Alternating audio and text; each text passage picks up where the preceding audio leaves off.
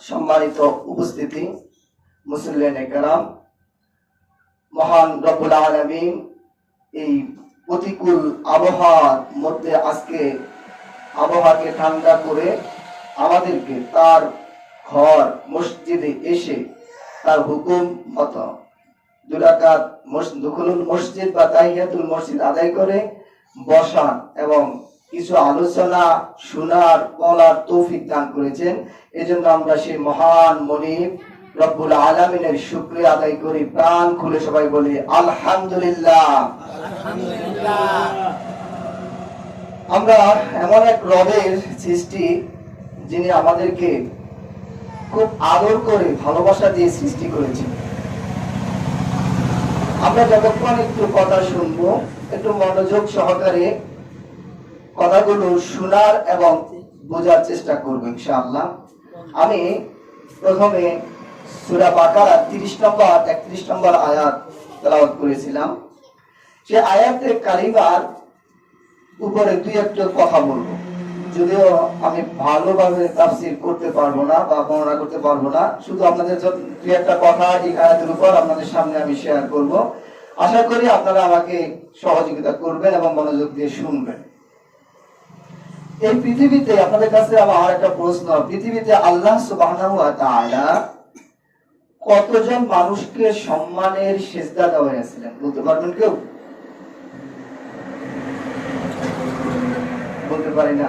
আচ্ছা, আমরা আলোচনার মাধ্যমে আমরা সেটা জানবো, আল্লাহ পৃথিবীতে কতজন মানুষকে সম্মানের সিজদা দিয়েছিলেন আমরা সেটা জানবো। সামনে আমরা একটু মনোযোগী হব ইনশাআল্লাহ। তো আল্লাহ সুবহানাহু ওয়া তাআলা সূরা বাকারা 30 নম্বর আয়াতে বলছেন, ওয়া ইয ক্বালা রাব্বুকা লিল মালাইকাতি ইন্নী জাইলুন ফিল আরদি খলিফা। ফেরেশতাদেরকে বলতেছে, হে ফেরেশতারা, আমি আমার এই পৃথিবীতে খলিফা বানাইতে চাই। খলিফা শব্দের অর্থ প্রতিনিধি, মানে যে আল্লাহর হয়ে প্রতিনিধিত্ব করবে, তার কথাগুলো এখানে মেনে চলবে বা তার কথা মতো চলবে, এবং প্রতিনিধিত্ব করবে। সেই কথা তিনি বললেন যে আমি প্রতিনিধি পাঠাতে চাই। তখন ফেরেশতারা বলল যে আমার কি প্রয়োজন? আপনি কি এমন কিছু জাতিকে পাঠাতে চান যারা সেখানে গিয়ে বিশৃঙ্খলা করবে, রক্তপাত করবে? আমরাই তো আছি আপনার তাসবিহ পাঠ করার জন্য, প্রশংসা করার জন্য, গুণকীর্তন করার জন্য। তখন আল্লাহ বলছে, ফেরেশতারা, আমি যা জানি তোমরা তা জানো না। এখন দেখি আল্লাহ যেহেতু ফেরেশতাকে বলছে তোমরা তা জানো না, আমি যেটা জানি, আসলে কি আমরা আল্লাহ যে জানা ছিল আমাদের ব্যাপারে, আমরা যেরকম হওয়ার কথা সেরকম হচ্ছে কিনা বা হতে পারছি কিনা? আল্লাহ সুবহানাহু ওয়া তাআলা এই কথাবার্তা বলে, ফেরেশতারা কেন আপত্তি করছে আমাদেরকে বানানোর জন্য? তাদের সাথে কি আমাদের কোনো দ্বন্দ্ব আছে? হিংসা আছে আমাদের প্রতি? বিক্ষোভ আছে? তো তারা আপত্তি করলো কেন? যে কেন দরকার? আমরাই তো আছি ইবাদত করবো, আমরাই তাসবিহ তালিম করবো, আমরাই তো আপনার প্রশংসা করতেছি, তাহলে এই দরকারটা কি মানুষ বানাবে? এই তখন আল্লাহ সুবহানাহু ওয়া তাআলা তাদেরকে বললেন যে আমি যা জানি তোমরা তা জানো। এই ফেরেশতাদের আপত্তির কারণ হলো, তাফসীর কারকরা লিখছেন, ইবনে কাসির তাফসীরে পাওয়া যায়, অন্যান্য তাফসীর কিতাব আপনারা খুলে দেখবেন যে তারা এই পৃথিবীতে মানুষের আগে জিন জাতি বসবাস করছিল। তারা কিন্তু প্রচুর বিশৃঙ্খলা করছিল, রক্তপাত করেছিল। তাদের প্রতি একটা কেয়াস ধারণা করে যে আবার যে জাতি বানাইতে চাচ্ছে তারাও তো ওদের মতোই করতে পারে, এটা তাদের ধারণা, কিন্তু কোনো আক্ষেপ না, কোনো হিংসা কিন্তু না। ধারণা করবো যে আপনি আগে যা পাঠাচ্ছেন তারা তো ভালো কাজ করে না, এখন যাদেরকে পাঠাচ্ছেন তারা যে ভালো করবে এরকম কোনো গ্যারান্টি নাই। আল্লাহ বলছেন আমি যা জানি তোমরা তা জানো না। এই জন্য ফেরেশতারা আপত্তি করেছিল। তো যাই হোক, আল্লাহ সুবহানাহু ওয়া তাআলা ফেরেশতাদের সাথে কথোপকথনের পরে আদম আলাইহিস সালামকে সৃষ্টি করলেন বা বানালেন। আদম আলাইহিস সালামকে আল্লাহ তাআলা বানানোর জন্য পবিত্র কোরআন গবেষণা করে দেখা যায় তিনি 6টা ধাপ অতিক্রম করেছেন, 6টা পর্যায় অতিক্রম করেছেন। একটু মনোযোগ দিয়ে শুনবেন, দেখেন আমরা কিন্তু কথাগুলো পবিত্র কোরআন থেকেই নেওয়া। দেখবেন যে মানুষ কিভাবে সৃষ্টি হয়েছে, 6টা ধাপে তিনি আল্লাহ তাআলা সৃষ্টি করেছেন। প্রথম ধাপে আল্লাহ তাআলা কিছু মাটি নিলেন, আদম আলাইহিস সালামকে বানানোর জন্য কি নিলেন? সে কথা আল্লাহ তাআলা পবিত্র কোরআনে সূরা হিজরের 28 নম্বর আয়াতে বলছেন, ওয়া ইয ক্বালা ربك للملائكة إني خالق بشر من صلصال من حماء مسنون আল্লাহ সুবহানাহু ওয়া তাআলা বললেন আমি ফেরেশতাকে বললাম আমি মানুষ বানাবো দুর্গন্ধযুক্ত মাটি দিয়ে, দুর্গন্ধযুক্ত শক্ত টনটনে মাটি দিয়ে মানুষ বানাবো। তো আল্লাহ মানুষ বানানোর জন্য প্রথম কি নিলেন? সবাই মনোযোগ আছে তো? যে আমরা প্রথমে মাটি নিলেন, এরপর এই মাটিটাকে আল্লাহ তাআলা কাদা করে নরম করলেন, পানি দিয়ে পুড়লে যেরকম নরম হয় না এরকম নরম করলেন, কাদা করলেন, মানে কর্দম জাতীয় করলেন। সে কথা আল্লাহ বলতে পারে কিন্তু বলে দিয়েছি, কিছু গোপন রাখেন না। আল্লাহ তাআলা সূরা সিজদার 7 নম্বর আয়াতে বলছেন ওয়াবাদা খালকাল ইনসানি মিন তিন, আমি মানুষকে সৃষ্টি করছি কাদাময় মাটি থেকে। তিন শব্দটা যদি আপনারা ডিকশনারি খোলেন, আরবি ডিকশনারির মধ্যে সবচেয়ে বিখ্যাত ডিকশনারি একটা, যেটার নাম হলো মুজামাল আল ওয়াফি। এছাড়া আরো অনেক ডিকশনারি রয়েছে, আপনারা খুললে তিন শব্দটা যদি সার্চ দেন দেখবেন সেখানে বলা হয়েছে তিন শব্দটা কাদা মাটি, কর্দম মাটি, নরম মাটি। তাহলে আল্লাহ বলছেন যে আমি মানুষ সৃষ্টি করছি কি দেয়া? নরম মাটি থেকে শুরু করেছি। প্রথম অবস্থায় মাটি নিলেন, দ্বিতীয় অবস্থায় কি করলেন? নরম করলেন। 3 নম্বরে আইসা, তৃতীয় পর্যায়ে আইসা যখন আল্লাহ তাআলা এই মাটিটাকে আটালো করলেন খামির বানানোর জন্য। আমরা রুটি বানাতে গেলে কি আগে আটালো করতে হয় না? তাহলে তো রুটি বানানো যাবে না। ঠিক আল্লাহ ঠিক সেম করলেন, তিনি এই মাটিটাকে আটালো করলেন, খামির করলেন, খামির জাতীয়। সে কথা আল্লাহ তাআলা পবিত্র কোরআনে বলে দিয়েছেন। আমি কিন্তু নিজে থেকে বলছি না, আল্লাহ তাআলা সূরা সাফফাতের 11 নম্বর আয়াতে বলছেন ইন্না খলাকনাহুম মিন তিনিল লাজিব, যে আমি মানুষ সৃষ্টি করেছি কাদাময় আঠালোযুক্ত মাটি থেকে। কি মাটি থেকে? কাদাময় আঠালোযুক্ত। লাজিব শব্দটা যদি ডিকশনারি খোলেন সেখানে বলা হয়েছে আটার মতো লেগে থাকে বা আটালো এরকম জাতীয়। তাহলে আল্লাহ তাআলা তৃতীয় পর্যায়ে কি করলেন? মাটিটাকে আটালো বানালেন, খামির বানালেন। চতুর্থ পর্যায়ে এবার এসে আল্লাহ সুবহানাহু ওয়া তাআলা এই খামির দিয়ে খামিরটাকে দুর্গন্ধ করলেন, পচালেন। কিছুদিন পর যদি আমরা একটা খামির রেখে দিই, মজার খামির, পাকা খামির, নষ্ট হয়ে যাবে না? দুর্গন্ধ বাড়াবে না সেখান থেকে? আল্লাহ তাআলা এই খামিরটাকে দুর্গন্ধ করলেন। সেটা রেখে দিয়ে হোক, তার তো কিছু করতে চাইলে কি বলা লাগে?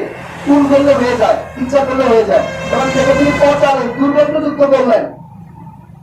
আল্লাহ তাআলা সে কথা বলছেন সূরা হিজরের 26 নম্বর আয়াতে। আল্লাহ বলতেছেন ওয়ালাকাদ খালাকনাল ইনসানা মিন সালসালিন মিন হামাইন মাসনুন। মাসনুন শব্দটা যদি আপনারা ডিকশনারি খোলেন দেখবেন সেখানে লেখা আছে পচা দুর্গন্ধযুক্ত মাটি। আল্লাহ বলছেন আমি মানুষ সৃষ্টি করেছি টনটনে দুর্গন্ধযুক্ত মাটি থেকে। তাহলে এই মাটিটাকে আল্লাহ কি করলেন? পচালেন, দুর্গন্ধযুক্ত করলেন। আমরা পচা দুর্গন্ধ মাটি থেকে সৃষ্টি, আর অহংকারে ভরপুর। আমাদের সৃষ্টি সম্পর্কে আমরা জানি না কোথা থেকে আসলাম, আর আমরা তান্ত্রিকতা করে রাস্তায় চলাফেরা করি, অহংকারটাকে বরত্ব করি। কিসের তো অহংকার আপনার আমার? কিসের তো বড়াই? আমরা কোথা থেকে আসছে আমাদের একটু নজর দেন, সব ধূলিসাৎ হয়ে যাবে। আল্লাহ সুবহানাহু ওয়া তাআলা বললেন আমি পচালাম মাটিকে, দুর্গন্ধযুক্ত করলাম। এরপরে দুর্গন্ধযুক্ত মাটি থেকে আল্লাহ আদমকে বানালেন। বানানোর পরে এটাকে আবার শুকালেন, ঠন ঠন শব্দ করলে। ইট চিনেন তো সবাই?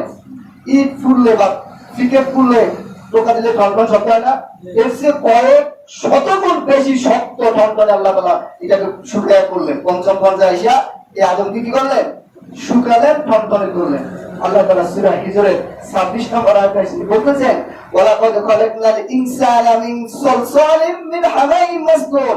এখানে সলসল শব্দটা যদি আপনি খোলেন ডিকশনারি দেখবেন সলসল শব্দের অর্থ টনটনে শক্ত মাটি, পোড়া মাটি, এরকম শব্দের অর্থ। তাহলে এই আল্লাহ তাআলা এই পঞ্চম পর্যায়ে এসে এই আদম আলাইহিস সালাম কি করলেন? টনটনে করলেন, শক্ত করলেন। অবশেষে ষষ্ঠ পর্যায়ে এসে এই শক্ত আদম আলাইহিস সালামকে আল্লাহ তাআলা সুষম করলেন, তার ভিতরে রূহ দিলেন। সে কথা আল্লাহ তাআলা পবিত্র কোরআনে সূরা সুয়াদের 72 নম্বর আয়াতে বলছেন ফাইজা সাওয়াইতুহু ওয়া নাফাখতু ফীহি মির রূহ ফাকাউ লাহু সাজিদিন। আমি যখন তাকে সুষম করলাম তার ভিতরে আমি রূহ উৎকার করে দিলাম, তোমরা তাকে সিজদা করো, তোমরা সিজদা করে হয়ে যাও। তাহলে আল্লাহ তাআলা ষষ্ঠ পর্যায়ে আয়েশা তার ভিতরে কি দিলেন? রূহ দিয়ে তাকে মানুষ বানালেন। তো এই 6টা ধাপ অতিক্রম করে আল্লাহ সুবহানাহু ওয়া তাআলা আদম আলাইহিস সালামকে তৈরি করলেন। এই 6 ধাপে আদম আলাইহিস সালামকে তৈরি শেষে তাকে মানুষ হিসেবে তৈরি করলেন। এরপর আল্লাহ তাআলা তাকে তৈরি করার পরে ছেড়ে দেন না, তাকে পৃথিবীর সকল কিছুর নাম শিখালেন। পৃথিবীতে এমন কিছু বাকি রাখেন নাই, তিনি শিখান নাই, সব থেকে শিখিয়ে দিলেন।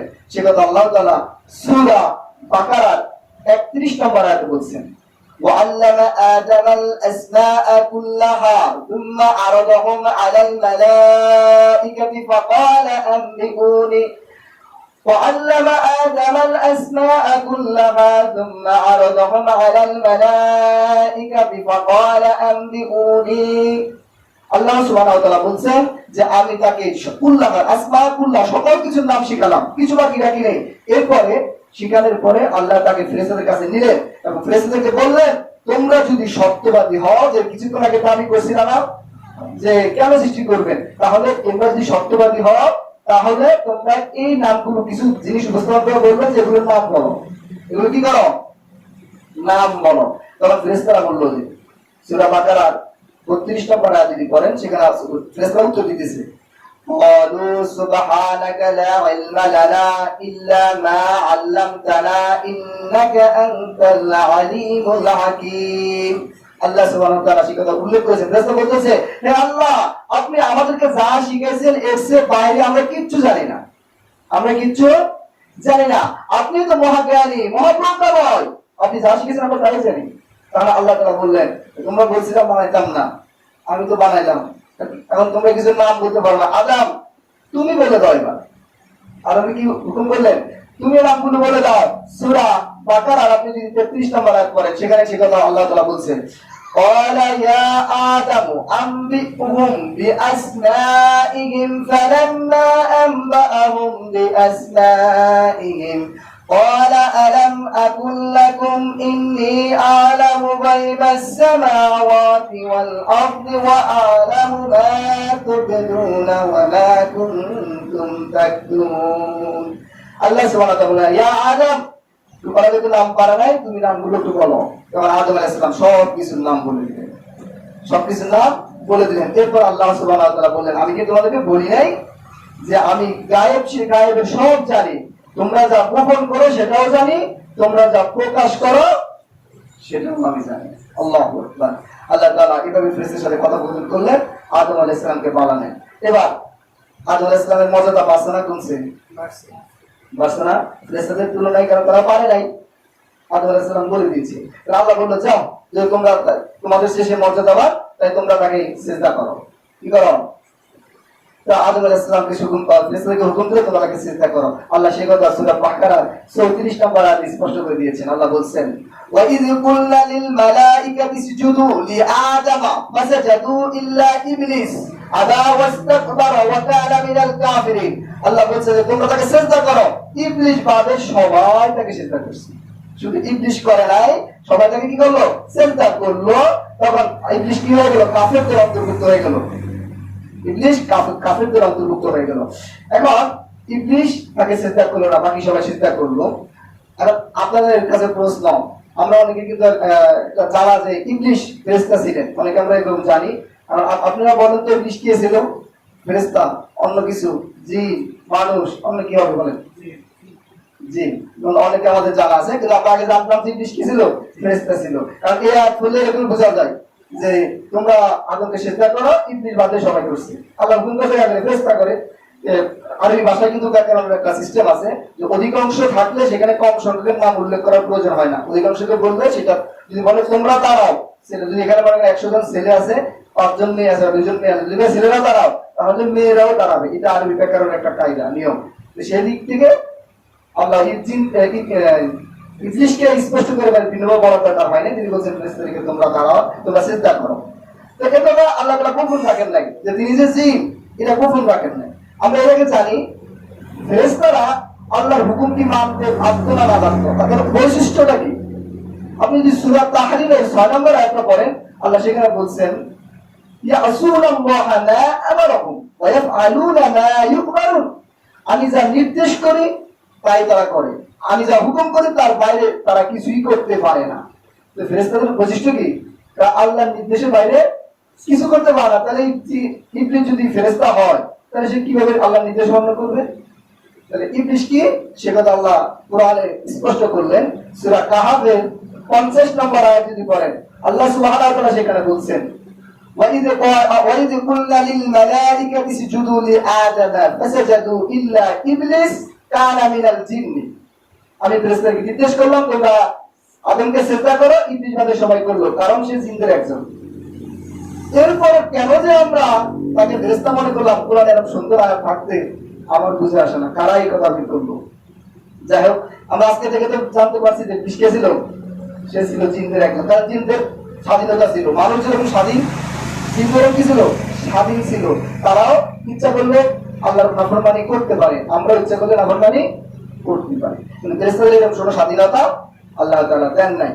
এবার আল্লাহ সুবহানাহু ওয়া তাআলাকে সিজদা করে সম্মানিত করলেন। আর ওই যে বলছিলাম প্রথমে কয়জনকে সিজদা করা হয়েছিল পৃথিবীতে? 2 জন মানুষকে।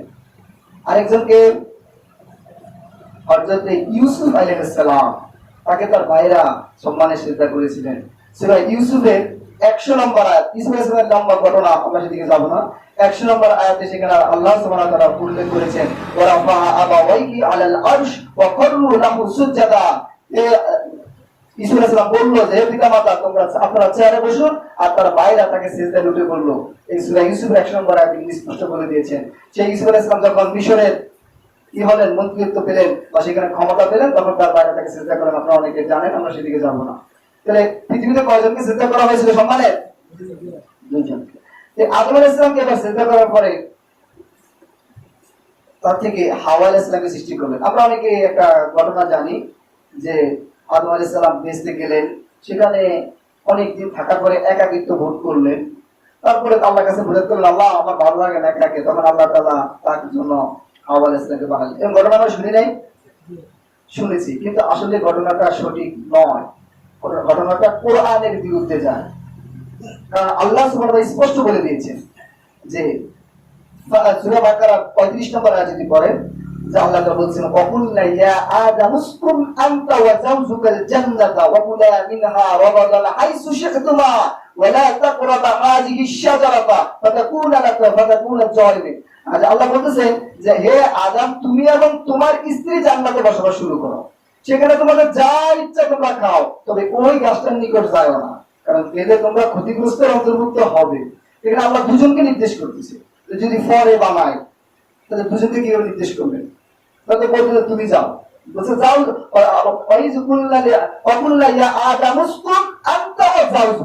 তুমি এবং তোমার স্ত্রী, যাওজুকা শব্দ স্ত্রী বা সঙ্গিনী, তুমি এবং তোমার স্ত্রী জানাতে যাও।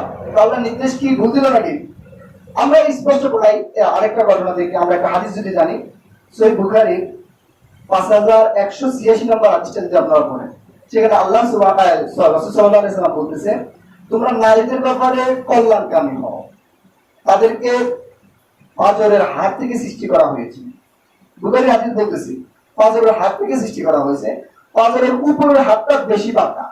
তোমরা যদি তাদেরকে সোজা করতে যাও তাহলে ভেঙে ফেলবা, আর যদি অবস্থা রেখে দাও তাহলে তাদের কি বক্রতায় থেকে যাবে। অতএব তোমরা তাদের ব্যাপারে কল্যাণকামী হও। হাদিসের শেষে বলা হয়েছে, হাওয়া আলাইহিস সালামকে আদম আলাইহিস সালামের বাম পাঁজরের হাত থেকে সৃষ্টি করা হয়েছে। এরপর আদম আলাইহিস সালামের অংশটুকু মাংস দিয়ে পরিপূর্ণ করা হয়েছে। এর চেয়ে স্পষ্ট কথা আর কিভাবে বলা যায়? নাকি মানে তাকে হাওয়া আলাইহিস সালামকে সৃষ্টি করে তারপরে তাদেরকে জান্নাতে বসবাসের জন্য নির্দেশ দেওয়া হয়েছে। আমরা হাওয়া আলাইহিস সালামকে কোথা থেকে সৃষ্টি করেছে আমরা জানতে পারলাম? আদম আলাইহিস সালামের বাম পাশের হাত থেকে সৃষ্টি করা হয়েছে। সহিহ বুখারীর 5186 নম্বর হাদিস। এরপরে তাকে ওই অংশটুকু মাংস দিয়ে পরিপূর্ণ করে দিয়েছেন আল্লাহ সুবহানাহু ওয়া তাআলা। আরো আমরা যদি একটা আয়াত পড়ি, সূরা নিসার 1 নম্বর আয়াতে কিন্তু সেটা বলা আছে হাওয়া আলাইহিস সালামকে কোথা থেকে সৃষ্টি করেছে। আল্লাহ সেখানে বলা হয়েছে, ইয়া আইয়ুহান নাসু তাকু রাব্বাকুমুল্লাযী খালাকাকুম মিন নাফসিন ওয়াহিদা ওয়া খালাকা মিনহা যাওজাহা ওয়া বাসসা মিনহুমা রিজালান কাসীরা ওয়া নিসা। সেখানে বলা হয়েছে, হে মানুষ, তোমরা আল্লাহকে ভয় করো, তিনি একজন পুরুষ সৃষ্টি করলেন, তার থেকে তার স্ত্রীকে সৃষ্টি করলেন, তাদের দুজন থেকে অসংখ্য পুরুষ নারী সৃষ্টি করলেন। হাওয়া আলাইহিস সালাম কার থেকে সৃষ্টি? আদম আলাইহিস সালাম সৃষ্টি। আমরা ক্লিয়ার সবাই? এবার হাওয়া আলাইহিস সালামকে সৃষ্টি করার পরে আদম আলাইহিস সালাম এবং হাওয়া আলাইহিস সালাম দুজনকে বললেন তোমরা কোথায় বসবাস করো? জান্নাতে। তবে ওই গাছটার নিকটে যাও না, ওই গাছটার নিকটে যাও না, যদি যাও তাহলে কি হয়ে যাবে? ক্ষতিগ্রস্ত হবে। গাছটার নাম কি কে বলতে পারেন? অনেক বর্ণনায় পাওয়া যায়, ডুমুর গাছ, আঙ্কুর গাছ, কমলা গাছ, অনেক অনেক কথা। আল্লাহ সুবহানাহু ওয়া তাআলা পবিত্র কোরআনে সহিহ হাদিসে কোথাও এই গাছের বর্ণনা তিনি দেন নাই। কি গাছ? বেহেশতের গাছ কি দুনিয়ার গাছের মতো হবে? সম্ভব আছে? তাহলে সে গাছের বর্ণনা আল্লাহ জানে, আমাদেরও এই গাছের বর্ণনা নেওয়ার কোনো প্রয়োজন। শুধু আল্লাহ বলছে তোমরা এই নিষিদ্ধ গাছটার কাছে যাও না, সেই ফলটা খাও না। সেটার নাম কি জানি না, আল্লাহ আলাম। মনে থাকবে সবাই। আমরা সেই গাছের নিকটবর্তী চাইতে নাম নিষেধ করছি, কিন্তু তাহলে সেই গাছের কাছে তাকে কে নেওয়া হয়েছে? শয়তান, ইবলিস তাকে থেকে নেওয়া হয়েছে। কি বলছে? সূরা বাকারার 36 নম্বর আয়াত যদি পড়েন, সেখানে আল্লাহ সুবহানাহু ওয়া তাআলা সেই কথা বলে দিয়েছে, ফাদাল্লাহুমা বিগুরুর ফাআযাল্লাহুমা শাইতানু, যে সেখানে বলা হয়েছে যে শয়তান তাদেরকে প্রচারণা করলো। কি করলো? প্রচারণা করলো, এবং তারা দুজনেই নিষিদ্ধ গাছের ফল খেলো, এবং তাদেরকে বলা হলো তোমরা কিছুদিনের জন্য পৃথিবীতে থাকতে হবে, কারণ তোমরা নিষিদ্ধ গাছের ফল খেয়েছো। এখন সূরা আরাফের 20 এবং 21 নম্বর আয়াত যদি পড়েন, সেখানে আল্লাহ এই ঘটনা বলছে। ইবলিস তাদেরকে কসম করে বলছে, আমি কসম করে বললাম যে আমি তোমাদের শুভাকাঙ্ক্ষী। আল্লাহ চায় না যে তোমরা এখানে স্থায়ী হয়ে যাও, আল্লাহ চায় না যে তোমরা ফেরেশতা হয়ে যাও, এই জন্য এটা নিষেধ করছে। তোমরা আমার কথা একটু শোনো, এর ফল খাইলে তোমরা স্থায়ী। সূরা আরাফ আয়াত 20-21 পড়ে দেখবেন, আল্লাহ স্পষ্ট বলেছে সেখানে। তাহলে ইবলিসের ওয়াজটা কি হলো? বাতিল হয়ে গেছে। এখন তারা একজন খাইছে না দুজনে খাইছে? আমাদের সমাজে তো ঘটনা আছে যে হাওয়া আলাইহিস সালাম খাইলেন, এরপরে তিনি খাওয়ার পরে ভালো লাগলো, আদম আলাইহিস সালামকে যা বললেন, তার কথা শুনে সে খেলো, এগুলো আছে না, শুনি না আমরা? তারপরে খাওয়ার পরে হাওয়া আলাইহিস সালাম আদম আলাইহিস সালামকে যখন বললেন, আদম আলাইহিস সালাম খাবেন, এরপরে তাদেরকে আল্লাহ তাআলা জান্নাত থেকে বের করলেন। এখানে কাকে দোষ দেওয়া হয়েছে? হাওয়া আলাইহিস সালামকে। কোরআন হাদিস স্পষ্ট করে পশ্চিম কালো কথা হাওয়া আলাইহিস সালামকে দোষারোপ করেন নাই। তিনি কোরআন এবং সহিহ হাদিসে স্পষ্ট করে সকল বর্ণনাগুলো দুজনকে সমানভাবে দোষারোপ করেছেন। দুজনেই খাইছে, দুজনেই ইবলিসের ওয়াজে তাসির হয়ে গেছে, প্রচারণা করে গেছে। যে ঠিক কথা আল্লাহ তাআলা সূরা আরাফের 22 নম্বর আয়াতে বলছেন, ফাদাল্লাহুমা বিগরুর ফালাম্মা যাকাশ শাজারা, তারা দুজনেই ফল খেলো গাছটা, যে তারা দুজনেই গাছটা ফল খেয়েছে, তারা দুজনেই কি হয়ে গেল?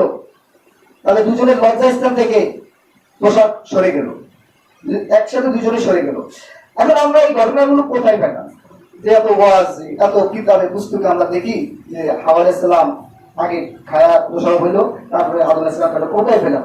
সেই ঘটনাটা আছে, আমি সেই ঘটনাটা একটু আপনাদেরকে জানাই। সেটা আপনি যদি বাইবেল পড়ে থাকেন, বাইবেলের ওল্ড টেস্টামেন্টের বুক অফ জেনেসিস অধ্যায় 3 পরিচ্ছেদ 6, সেখানে বলা হয়েছে যে হাওয়া আলাইহিস সালাম, মানে ঈভ, তাকে সেখানে বলেছে ঈভ, সে সেখানে একটি গাছ দেখলো, খুব সুন্দর মনে করলো, ফলগুলো দেখতে সুস্বাদু মনে হলো, সেখান থেকে একটা ফল নিল, খেলো। এরপরে সেই ফলটা তার স্বামী আদামকে দিল, এবং সে তার কথা শুনে সেও খেলো। এরপর বুক অফ জেনেসিস অধ্যায় 3 পরিচ্ছেদ যদি 12 পড়েন, সেখানে বলা হয়েছে যে আদম আলাইহিস সালাম বলতেছে, হে রব, আপনি আমাকে যে নারী দিয়েছেন, সেই নারী আমাকে ফল দিয়েছে, তার জন্য আমি ফলটি খেয়েছি। এরপর সূরা book of Genesis, old testament book of Genesis অধ্যায় 3 পরিচ্ছেদ 16 যদি পড়েন, সেখানে বলা হয়েছে, হে নারী, তুমি অপরাধ করেছো, এজন্য তুমি গর্ভধারণ করবা, 10 মাস কষ্ট সাধন করবা, এটা তোমার জন্য আল্লাহর পক্ষ থেকে অভিশাপ, এবং তুমি তোমার স্বামীকে সে সময় খুবই আকাঙ্ক্ষা করবে, তোমার স্বামী তোমার উপর কর্তৃত্ব করবে। কথাগুলো কোথায়? বাইবেলের বুক অফ জেনেসিস অধ্যায় 3 আপনি যদি পুরোটা পড়েন, এই সব বর্ণনা ভরপুর। আমাদের তাফসীর কারক অনেক তাফসীরে লেখা আছে, অনেক মুহাদ্দিস کرام এই বাইবেলের ঘটনাগুলো বিভিন্ন কিতাব পুস্তকে লিখে আমাদেরকে জানাচ্ছে, কিন্তু এগুলোর কোনো ব্যক্তি কোরআন হাদিসের সম্পূর্ণ সাংঘর্ষিক। আল্লাহ বলছে দুজনে একসাথে খাইছে, আল্লাহ বলছে দুজনে একসাথে খাইছে, বাইবেল বলতেছে ভিন্ন ভিন্ন। কিন্তু দেখেন আল্লাহ তাআলা এখানে বাইবেল হাওয়া আলাইহিস সালামকে দোষারোপ করছে, কিন্তু আল্লাহ নারীদেরকে সম্মানিত করছে গর্ভধারণ করার জন্য। আমরা বুখারীর একটা হাদিস জানি সবাই, যে এক সাহাবী রাসূল সাল্লাল্লাহু আলাইহি ওয়াসাল্লাম জিজ্ঞাসা করে, ইয়া রাসূলুল্লাহ, আমার কাছে হকদার, মানে আমি যে সেবা করতে করবো, বেশি হকদার কে? তো আল্লাহ সুবহানাহু ওয়া তাআলা বললেন, তোমার মা। তারপর জিজ্ঞাসা, ইয়া রাসূলুল্লাহ, তারপর কাকে করবো? সে বলল, তোমার মা। তারপর কাকে করবো? সে বলল, তোমার মা। এরপর জিজ্ঞেস করলো তারপর তাকে করবো তো রাসূল সাল্লাল্লাহু আলাইহি ওয়াসাল্লাম বললেন তোমার পিতা। এখানে মাকে কয়বার সম্মানিত করা হলো? আর বাবাকে আল্লাহ তাআলা মাকে সেখানে গোল্ড মডেল দিলেন, মাকে সেখানে সিলভার মডেল দিলেন, ব্রোঞ্জ মডেলটা দিলেন, আর বাবাকে শুধু সান্ত্বনা পুরস্কার একবার। আল্লাহ তাআলা তাই গর্ভধারণ করার কারণে সন্তানদের জন্মদান কারণে তাকে কত সম্মানিত করলেন, আর বাইবেল কত ছোট করলেন। বুক অফ জেনেসিস অধ্যায় 3 পরিচ্ছেদ 16 করে দেখেন কিভাবে সেখানে শুরু করেছে। সে ঘটনাটা আমাদের সমাজে প্রচলিত। আমরা জানলাম হাওয়া আলাইহিস সালাম আদম আলাইহিস সালাম একসাথে সে গাছে ফল খেলেন। এবার আল্লাহ সুবহানাহু ওয়া তাআলা বললেন তোমরা এখানে থেকে কিছুদিনের জন্য নেমে যেতে হবে, কিছুদিনের জন্য নেমে যেতে হবে। তারপরে আদম আলাইহিস সালাম যখন তাদের লজ্জাস্থানে কাপড় সরে গেল, সূরা আরাফের 22 নম্বর আয়াত, তখন তারা এই পাতা দিয়ে জান্নাতের পাতা দিয়ে ঢাকার চেষ্টা করলো। শয়তানের প্রথম কাজ কি? প্রথম কি কাজ করছে? আদম আলাইহিস সালামের হাওয়া আলাইহিস সালামের লজ্জাস্থানের কাপড় সরিয়ে দিয়েছে, খুলে দিয়েছে। আজও আমাদের সমাজে কিছু মানুষ আছে নারী মানে সমান অধিকার, নারী অধিকারের দাবি করে সমাজটা থেকে নারীদের যে লজ্জাস্থান তাদের মাথা থেকে পায়ের নিচ পর্যন্ত নিচ পর্যন্ত ঢেকে থাকা উচিত, সে স্থানের কাপড় গুলো সরানোর জন্য ব্যতিব্যস্ত। এরা কারা? এরা শয়তানের খালাতো ভাই, দোসর। শয়তান যে কাজ করেছিল ফার্স্টে, এখন এই পৃথিবীতে শয়তানের এই শয়তানগুলো সে কাজে করতেছে, শুধু নারীদেরকে উন্নত করার চেষ্টা। আল্লাহু আকবার। এই শয়তান থেকে আল্লাহ আমাদেরকে হেফাজত করুন, এই শয়তান থেকে আমরা দূরে থাকার চেষ্টা করবো। আমরা কোরআন এবং হাদিসে নারীদের যে অধিকার দেওয়া হয়েছে তার বাইরে কথা বলতে রাজি থাকবো না ইনশাআল্লাহ। তাহলে এই শয়তানের প্রথম কাজ ছিল কি? পোশাক সরানো। আজ আমাদের শয়তানগুলো পোশাক সরানো নিয়ে ব্যস্ত। এরপর আল্লাহ সুবহানাহু ওয়া তাআলা আদম আলাইহিস সালাম কে কিছু কালেমা শিখালেন যে তুমি এবার যদি অন্যায় করেছো সে অনুতপ্ত হলো এবং কিছু কালেমা আল্লাহ শিখালেন, সেই কালেমা দিয়ে তার কাছে ক্ষমা চাইলেন। সে কথা আল্লাহ সুবহানাহু ওয়া তাআলা পবিত্র কোরআনে সূরা বাকারার 37 নম্বর আয়াতে বলছে ফাতালাক্কা আদামু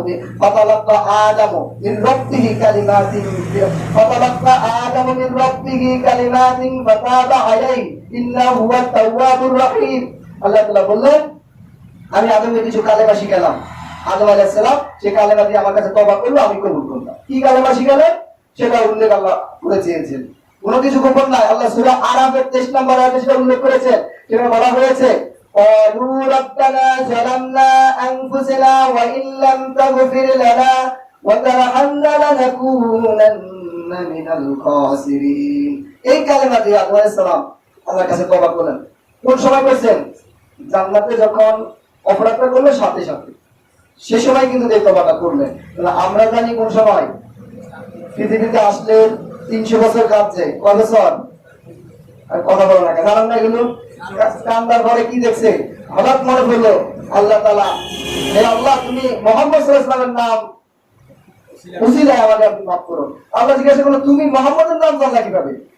আমাকে সৃষ্টি করার পরে আমি যখন মাথা উঁচু করলাম তখন আরশের কাছে আপনার নমস্কার লেখা ছিল লা ইলাহা ইল্লাল্লাহ মুহাম্মাদুর রাসূলুল্লাহ। সেজন্য আমি জানতে পারছি, এতে যাও কথা সুবহানাল্লাহ বললেন না, সেজন্য আমি জানতে পারছি যে মুহাম্মদ সাল্লাল্লাহু আলাইহি ওয়াসাল্লাম আপনার কাছে কি সবচেয়ে প্রিয় ব্যক্তি, তার উসিলা আপনি আমাকে মাফ করেন। তখন আল্লাহ তাআলা তাকে মাফ করে দিলেন। এই সুন্দর কাহিনী কোথায় আছে জানেন? ফাজাইলে আমল পৃষ্ঠা নাম্বার 130 খুলে দেখেন। আমাদের এই সমাজে সারাদিন এই কথাগুলো পড়ানো হয়, তাই মানুষ জানতে টাকা ফাজাইলে 130 টাকা। কিন্তু আল্লাহ বলছে যে আমি আদমকে কিছু কালেমা শিখাইলাম। সূরা বাকারা আয়াত 37। কি কালেমা শিখাইলেন? সূরা আরাফ আয়াত 23। তাহলে এই কালেমা দ্বারা আল্লাহ তাআলা যে ক্ষমা চাইলেন সেটি ক্ষমা করলেন। আমরা বলছি কার উসিলে ক্ষমা চাইছে? প্রত্যেকটা মসজিদে উচিত ছিল কোরআনের তাফসীর পড়ানো, অনুবাদ আয়াত অথবা সহিহ বুখারী মুসলিম যে কিতাবগুলো সেগুলো পড়ানো। বাংলা আছে না কিতাব? বুখারী শরীফ বাংলা অনুবাদ আছে না? মুসলিম শরীফ আছে না? আমরা মুসলমান সহিহ কিতাব যদি মনে করেন যে এখন মুসলমানকে জিজ্ঞাসা করে ভাই এই পৃথিবীতে সবচেয়ে সহিহ বিশুদ্ধ কিতাব কি, সে কি উত্তর দিবে? কোরআন। কি উত্তর দিবে? কোরআন। তারপরে ভাই কোনটা হতে পারে? বুখারী শরীফ। এটা কি জন্য আলেমরা ঐক্যমত। তারপরে কি হতে পারে? মুসলিম শরীফ। তো তালিম তো মসজিদে সেগুলোই হবে, তাই না? তাহলে আমরা যেগুলো পড়তেছি সেগুলো তো সহিহ না, আপনারা নিজেরাই বলেন। তাহলে সেগুলো কেন পড়তেছেন? মানুষের কি বিবেক বুদ্ধি মাথায় নাই? আমার বুঝে আসে না কেন যে তারা এমন গুমরাহিতে চলে গেল। আল্লাহ তাদেরকে মাফ করো, হেদায়েত দান করো। এই যে তাহলে বুখারী যদি পড়তেন আপনি, মুসলিম যদি পড়তেন, মিথ্যা কথা মাথায় ঢোকার কোনো সুযোগ ছিল? যার যোগ্যতা আমাদের কোনো সুযোগ ছিল না, আমরা এখান থেকে অনেক দূরে। সেই কথাগুলো কোন আলেম সমাজ কেন যে প্রতিবাদ করে না, কেন যে তারা কথাগুলো বলে না যে মসজিদ থেকে এই ফাজাইলে আমল নামে ফাজাইলে সদরাত নামে কিতাবগুলো ছুঁড়ে ফেলে দিয়ে সেখানে বুখারী শরীফ এবং মুসলিম শরীফের হাদিসগুলো ঢুকে মানে ইসলাম দিয়ে সেগুলো পড়ানো, নিয়মিত পড়ানো হোক। কারণ ওগুলো বাংলা আছে, এখানেও কি বুখারীতে বাংলা কথা নাই? আপনি আরবি পড়তে পারেন না, সমস্যা নাই, শুধু অনুবাদটা করেন। আপনি আরবি পড়তে পারেন না, সমস্যা নাই, মুসলিমের অনুবাদটা করেন। আপনার সেখানে বলবেন, আবার বলা হয় যে ফাজাইলে আমলে অনেক ফাজাইলি বর্ণনা আছে, মানে বরকতি কথাগুলো আছে। বুখারীতে কি ফাজাইল অধ্যায় নাই যেখানে বরকতের কথা বলে বা আপনার নেয়ামতের কথাগুলো বুখারী শরীফে অধ্যায়তে নাই? সেটা বলেন। কি আজব! এভাবে আমাদেরকে ভুল কথাগুলো মাথায় ইনজেকশন দিয়ে ঢুকানো হয়েছে, আমরা সেগুলো প্রচার করে বেড়াচ্ছি। এই ফাজাইল আমলে 130 নম্বর পৃষ্ঠা ঘটনাটা বর্ণনা, এটা মিথ্যা কথা, এটা একটা জাল হাদিস। নাসিরউদ্দিন আলবানী সহ আর অনেক মুফাসসির কেরাম বলছেন এটা জাল। তো এই জাল হাদিসটা দিয়ে আমাদের সমাজে প্রচারিত হচ্ছে যে আদম আলাইহিস সালাম কার হইতে ক্ষমা পাইছে, কার ছিলেন, এই জাল কথা। কিন্তু আসল কথা কি আল্লাহ তাআলা সেটা বলে দিয়েছেন সূরা আরাফ আয়াত 23, কি দ্বারা ক্ষমা পাইছে? আল্লাহ শিখানো কালেমা দ্বারা, আল্লাহ শিখানো কালেমা দ্বারা ক্ষমা পাইছে। এবার আল্লাহ তাআলা আমাদেরকে ক্ষমা করলেন যে ঠিক আছে ক্ষমা করা হলো, কিন্তু তুমি যে অপরাধ করলে, আমি তোমাকে বলেছিলাম যে শয়তান তোমার প্রকাশ্য শত্রু, তারপরে যে অপরাধ করলা বা ভুল করলা সেজন্য তোমাকে কিছুদিনের জন্য পৃথিবীতে থাকতে হবে। পৃথিবীতে কিছুদিনের জন্য তাকে নামিয়ে দেওয়া হলো। আল্লাহ সুবহানাহু ওয়া তাআলা সেই কথা বলেছেন যে সূরা বাকারার 38 নম্বর আয়াতে বলছেন, কুল লাহবিতু মিনহা জামিআ ফাইম্মা ইয়াতিয়ান্নাকুম মিন্নী হুদান ফামান তাবিআ হুদায়া ফালা খাউফুন আলাইহিম ওয়া লা হুম ইয়াহজানুন। আল্লাহ সুবহানাহু ওয়া তাআলা বলতেছে তোমরা সবাই একসাথে নেমে যাও, ইবলিস, আদম, হাওয়া সবাই কি একসাথে নেমে যাও এবং পৃথিবীতে কিছুদিন থাকো, সেখানে আমি তোমাদের জন্য কিছু হেদায়েতের বাণী পাঠাবো। যারা সেটা অনুসরণ করে চলবা তাদের কোনো ভয় নাই, তাদের কোনো চিন্তাও নাই। আবার সেখানে এসে সমস্যা করলাম না, মানে কোথায় যাওয়াইছে কেউ কেউ বলে আদম আলাইহিস সালামকে শ্রীলঙ্কায়, হাওয়া আলাইহিস সালামকে জেদ্দায়, আর ইবলিসকে ইরাকে, কথা বলা আছে না নাই? আবার এক একজন আরো ভিন্ন মত, এক একজনকে এক একজনে বানানো হয়েছে, টেরাডেলি চলতে আছে। এগুলো সবই ইসরায়েলি বর্ণনা, বাইবেলের বর্ণনা। এজন্য আমাদের এই সমাজ সমস্যা। আল্লাহ কোরআনে সহিহ হাদিসে কোথাও কোথায় নামাইছে মুখ খুলে নাই। আল্লাহ স্টপ, যেখানে আল্লাহ স্টপ, নবী করিম সাল্লাল্লাহু আলাইহি ওয়াসাল্লাম স্টপ, আমরা তখন নির্দগ্র আছি। কোথায় নামাইছে কে জানে? আল্লাহ আলাম, আল্লাহ ভালো জানে। তবে বিভিন্ন মুফাসসিরে কেরাম অনুমানের ভিত্তিতে বলতেছে আল্লাহ সুবহানাহু ওয়া তাআলা তাদেরকে আদম ও হাওয়াকে একই জায়গায় নামাইছে। কেন নামাইছে? কারণ আল্লাহ তাআলার টার্গেট ছিল পৃথিবীতে তাদেরকে পাঠাবো কিসের জন্য? কিসের জন্য পাঠাবো? বংশ বিস্তারের জন্য, মানুষ তৈরি করার জন্য, তাই না? তাহলে আল্লাহ সুবহানাহু ওয়া তাআলার টার্গেট হলো বংশ বিস্তার করা। কারণ দূরে দূরে নামাইলে কি বংশ বিস্তার তাড়াতাড়ি হবে? এজন্য মুফাসসির কেরাম বলেন তাদেরকে একই জায়গায় নামাইছে যাতে দ্রুত বংশ বিস্তারটা হয়, মানুষ দ্রুত সৃষ্টি হয়। কিন্তু ওই কাহিনীগুলো সবই ভিত্তিহীন, কোরআন হাদিসের কোনো পক্ষে দলিল পাওয়া যায় না। আপনারা যদি পান আমাকে দিয়ে আমি মেনে নেব। এরপর আল্লাহ সুবহানাহু ওয়া তাআলা এদিকে নামানোর পরে বললেন যে আমি তোমাদেরকে কিছু হেদায়েতের বাণী পাঠাবো। বাণী পাঠান নাই? আদম আলাইহিস সালাম থেকে শুরু করে এখন পর্যন্ত পাঠাইছে তো। এই হেদায়েতের বাণী যারা মেনে চলবে, তাদের অনুসরণ যারা করবে, তাদের কোনো ভয়ও নাই, চিন্তাও নাই। ঠিক আছে? সূরা বাকারা স্পষ্ট করে দেওয়া হয়েছে। এখন আদম আলাইহিস সালাম পৃথিবীতে বসবাস শুরু করলেন। এসে তিনি বিভিন্ন কৃষিকাজ শুরু করলেন। কি দিয়ে কৃষিকাজ করলেন? আবাদ করলেন। এই যে আমরা গাড়ি চালাই না, এই চাকা গাড়ি প্রথম কে তৈরি করছেন? আদম আলাইহিস সালাম। আল্লাহ তাআলা ওহীর মাধ্যমে তাকে শিখালেন কিভাবে গাড়ি মানে যাতায়াতের জন্য এই গাড়ি তৈরি করলেন তিনি।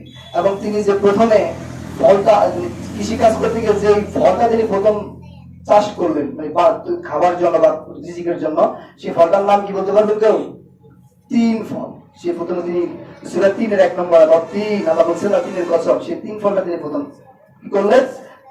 চাষাবাদ করলেন। এভাবে আদম আলাইহিস সালাম তার জীবন শুরু করলেন এবং আমাদের কাছে হেদায়েতের বাণী আসা শুরু হলো। আমরা এই অনুসারে আমরা হেদায়েতের বাণীগুলো অনুসরণ করে চলবো ইনশাআল্লাহ।